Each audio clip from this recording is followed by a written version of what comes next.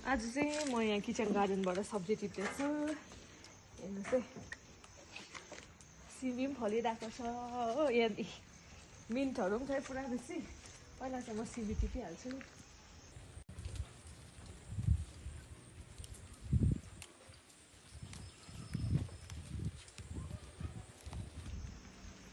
कस्तो मजाले फलिरहेको रहेछ हेर्नुहोस् न घिउ सिमी। रोप्यो भने चाहिँ हुन्छ भन्दै साँच्चीमै हो रहेछ नि। यत्रो जग्गामा कस्तो दामी फलेछ कि।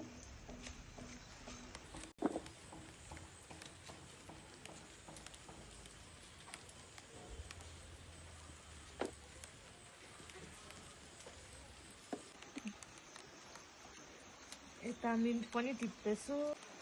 अब अहिले त्यस्तो फ्लूको सिजन छ कि तपाईँहरूले पनि मिन्ट टीहरू बनाएर खान सक्नुहुन्छ।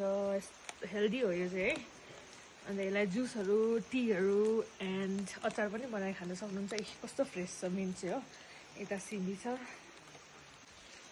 यहाँ चाहिँ काँक्रा पनि फल्नु आँटेको छ, मजाले फुलिरहेको छ हो। अब चाहिँ पानी पनि पर्दैछ। म निस्किन्छु। यति नै टिप्छु आजको लागि चाहिँ।